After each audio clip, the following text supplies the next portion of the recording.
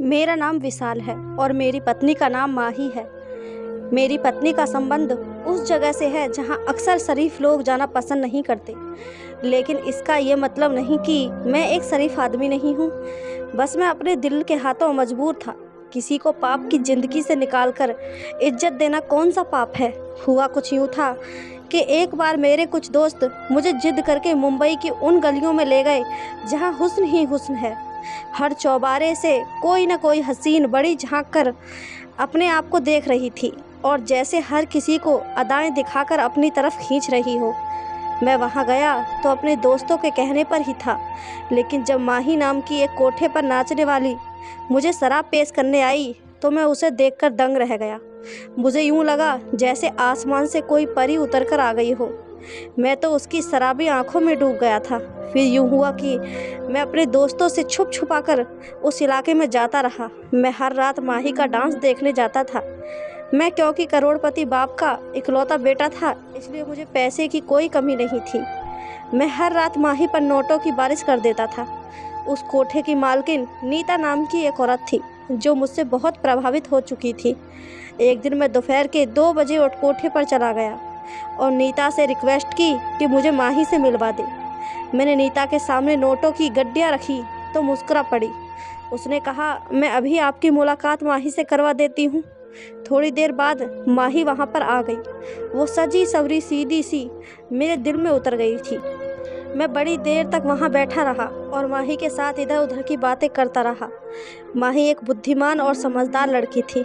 उसकी बातें बहुत गहरी महसूस होती थी। उसकी कंपनी में कोई भी बोर नहीं होता था। अब मैंने अपना रूल बना लिया था कि मैं हर रोज़ दोपहर 2 बजे माही से मिलने जाता था। मेरी और माही की बहुत अच्छी दोस्ती हो गई थी, लेकिन मेरा दिल गवाही दे रहा था कि दोस्ती से बढ़कर भी मेरे दिल में इसके लिए कुछ है। फिर एक दिन मैंने माही से अपने प्यार का इजहार कर दिया तो उसने मुझे सकारात्मक जवाब दिया। मैंने माही को कहा कि यह डांस करना छोड़ दो। मेरी इस बात पर वो मेरे सामने रो पड़ी थी।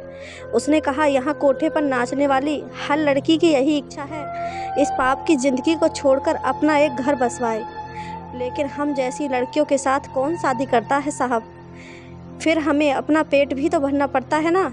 यहाँ सभी मजबूर हैं और मजबूरी की वजह से ही ये सब कर रही हैं। मैंने माही से कहा, मैं तुमसे शादी करना चाहता हूँ। वह बहुत खुश हुई और फिर रोने लगी। वो मेरे पैरों में बैठकर बोली, अगर आप मुझसे शादी करके यहाँ से ले जाएंगे तो मैं आपकी पत्नी नहीं बल्कि सारी ज़िंदगी आपकी नौकरानी बनकर रहूँगी। आपका हुक्म मेरे लिए सर आँखों पर रहेगा। आप जैसा कहेंगे मैं वैसा ही करूँगी। मैं मुस्कुराने लगा। मैं और माही तो इस रिश्ते से बहुत खुश थे, मगर आगे का रास्ता बहुत मुश्किल था। नीता माही जैसे हीरे को अपने हाथ से नहीं जाने देना चाहती थी। उधर मेरे माँ बाप एक नाचने वाली को अपनी बहू नहीं बनाना चाहते थे।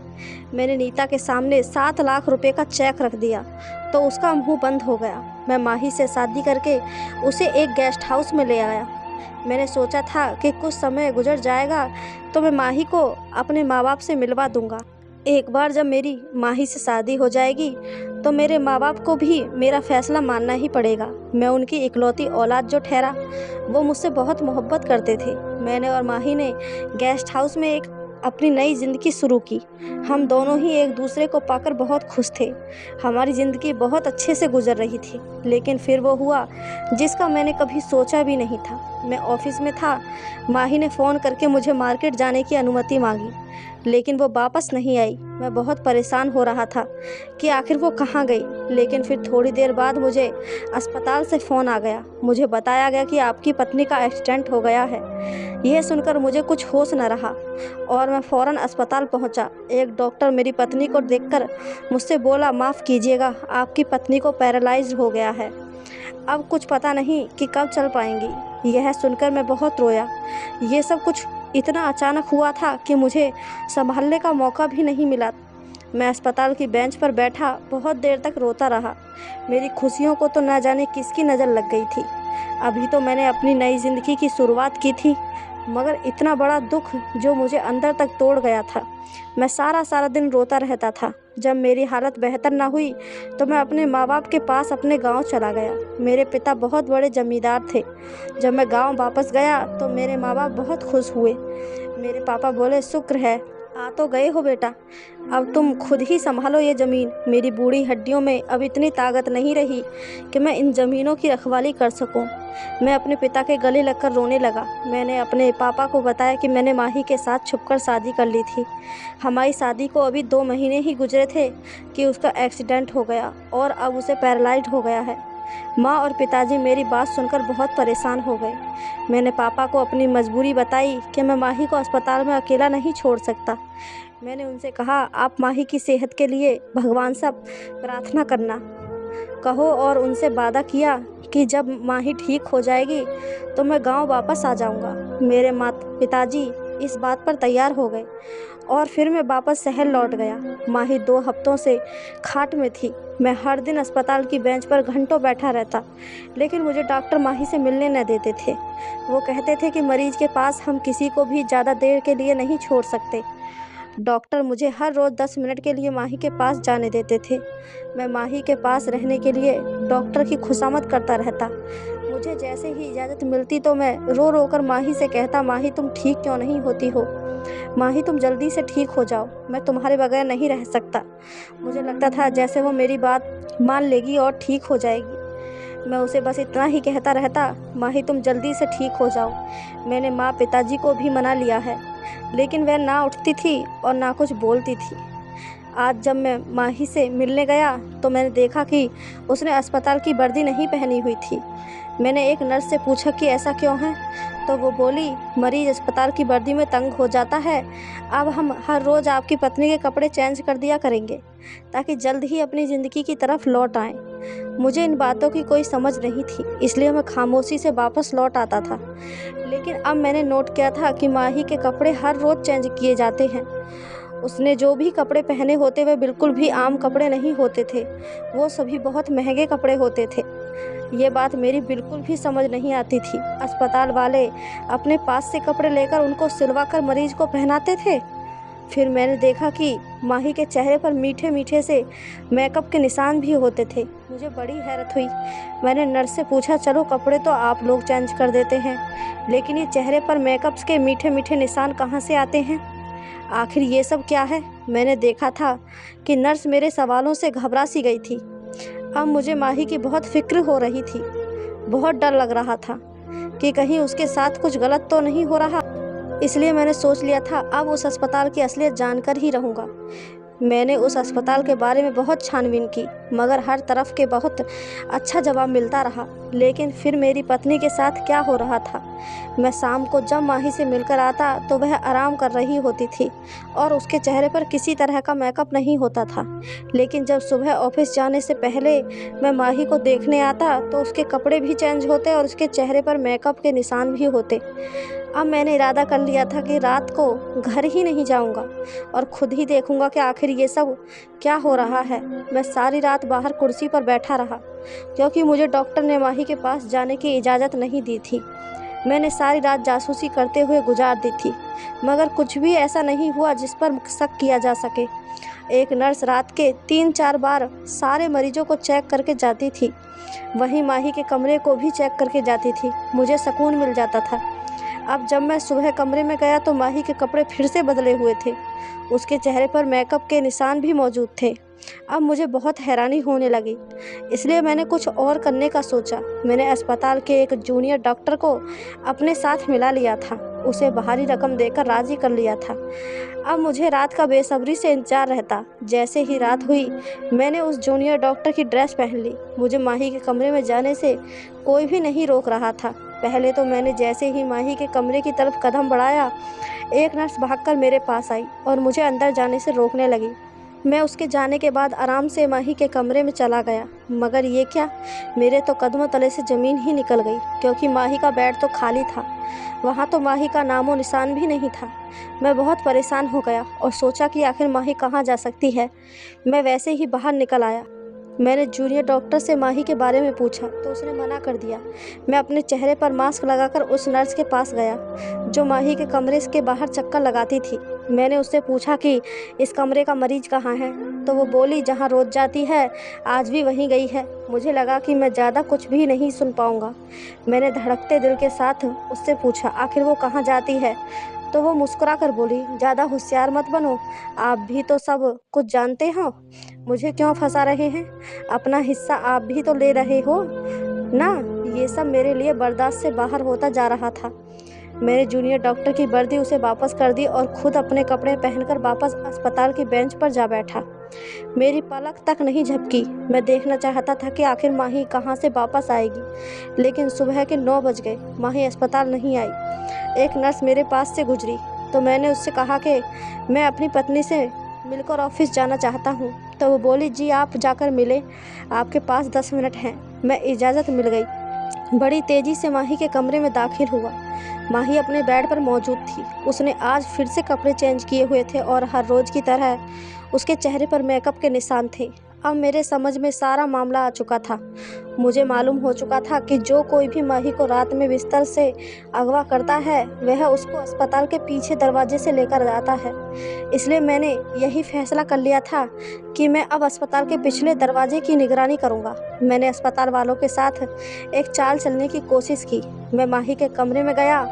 वहाँ मैं 10 मिनट से ज़्यादा रुका था। मुझे पता था कि अब मुझे कोई डॉक्टर यहाँ से निकालने के लिए ज़रूर आएगा, और मेरी सोच के मुताबिक 12 मिनट बाद एक डॉक्टर उस कमरे में आया और बोला सर आपको यहाँ से जाना होगा, मरीज के पास ज़्यादा देर रुकना ठीक नहीं है। मैंने इस बात पर सर हिला दिया। डॉक्टर साहब मैं 2-3 दिन के लिए अपने गांव जा रहा हूँ, इसलिए मैं अस्पताल के चक्कर नहीं लगा पाऊँगा। आपसे गुजारिश है कि आप मेरी पत्नी का ख्याल रखिएगा। किसी भी तरह की इमरजेंसी में मुझे कॉल करके बुला लीजिएगा। डॉक्टर ने माही का ख्याल रखने के लिए मुझे यकीन दिलाया, तो मैं उनसे मिलकर अस्पताल से बाहर निकल गया, ऑफिस चला गया और शाम को जब ऑफिस से लौटा तो अपना भेष बदलकर चेहरे पर मास्क लगाकर अस्पताल के पिछले हिस्से में जाकर बैठ गया। मुझे थोड़ी देर गुजरी होगी जब मैंने कुछ ऐसा देखा जिसे देखकर मेरा दिल ही बैठ गया था। माही अपने कदमों से चलकर अस्पताल से बाहर निकल कर आ रही थी और फिर वो एक बड़ी सी गाड़ी में बैठकर चली गई। उस लम्हे में मैं बहुत ही तकलीफ से गुजर रहा था।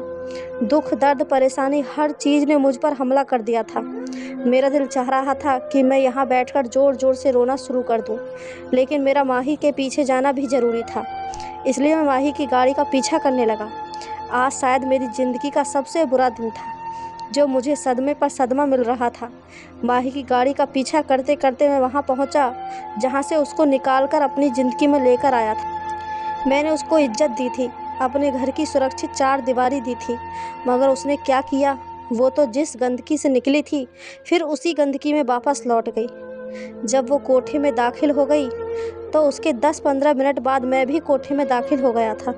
मैंने अपना भेष इस कदर बदल रखा था कि मुझे कोई भी आसानी से पहचान नहीं सकता था। अब हुआ यूँ कि जब कोठे में दाखिल हुआ तो माही नाच रही थी। मेरा दिल चाह रहा था कि मैं अभी उठकर माही को एक जोरदार थप्पड़ मार दूं, लेकिन मैंने सब्र किया।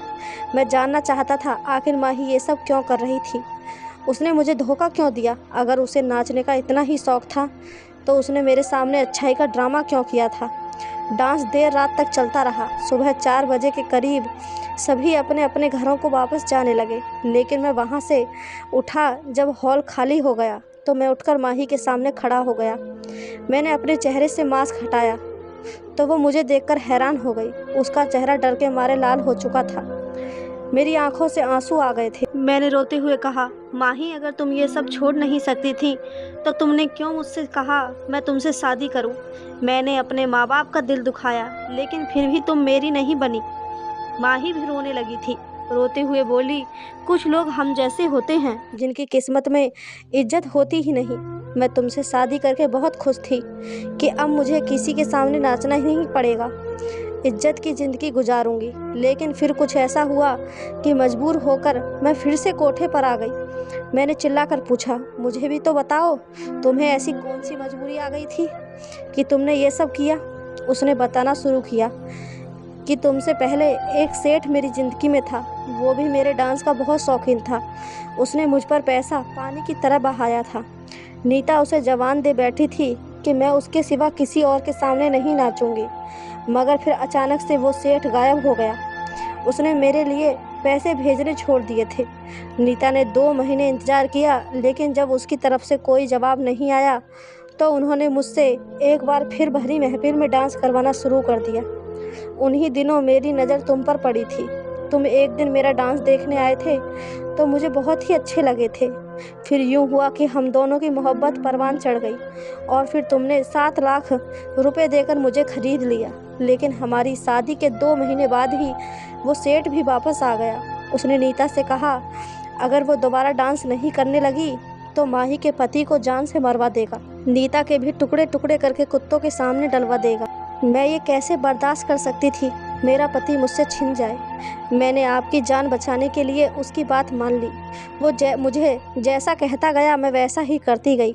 उसने कहा कि मैं आपसे दूर हो जाऊं और हर रात उसके सामने नाचूं। इसलिए मैंने अपने झूठे एक्सीडेंट का बहाना किया और एक डॉक्टर को अपने साथ मिला लिया। फिर मैंने अस्पताल की नर्सों को भी अपने साथ मिला लिया था। सेठ के कहने पर मैंने फिर से कोठे पर नाचना शुरू कर दिया था ताकि उसका ध्यान तुम्हारी तरफ से हट जाए। मेरे लिए यही काफ़ी था कि तुम हर रोज़ 10 मिनट के लिए मेरे पास आ जाते थे। मैं तुम्हारा चेहरा देख लेती थी, तुम्हारी खबर मुझ तक पहुंच जाती थी। मैंने माही से पूछा तुम बताओ क्या तुम अपनी ज़िंदगी में खुश हो? तो वह रोती हुई बोली अब इज्जत की ज़िंदगी का मज़ा चख चुकी हूँ और अब मुझे मजबूरी की ज़िंदगी अच्छी नहीं लगती। मेरा दिल करता है कि सेठ फिर से कहीं गायब हो जाए और मैं तुम्हारी ज़िंदगी में वापस आ जाऊँ। मैंने माही का हाथ पकड़कर कहा कि मेरी एक बात तुम याद रखना, बाहर के लोग उस इंसान को ही तोड़ने में कामयाब होते हैं जो अपने घर वालों से बात छुपाते हैं। अगर तुम सेठ वाली बात मुझे पहले बता देती तो मैं उसका कोई न कोई हल निकाल लेता और तुम्हें भी इतनी परेशानी ना उठानी पड़ती। मैंने माही को तसल्ली दी। उस सेठ के खिलाफ FIR दर्ज करवाई और फिर उसे पुलिस उठाकर ले गई। अब मैं अपने वादे के मुताबिक गांव वापस आ गया था। मेरे माँ बाप ने भी खुले दिल से माही को बहू के रूप में स्वीकार कर लिया था और माही ने भी मेरे माँ बाप को स्वीकार कर लिया था और माही ने गांव के माहौल को भी अपना लिया था। इस तरह माही और मेरी ज़िंदगी एक बार फिर से सही रास्ते पर आ गई थी। तो दोस्तों ये थी हमारी आज की कहानी। आपकी कहानी के बारे में क्या राय है ये हमें कमेंट करके ज़रूर बताएं। कहानी अच्छी लगी हो तो चैनल को सब्सक्राइब, वीडियो को एक लाइक ज़रूर करें। धन्यवाद दोस्तों।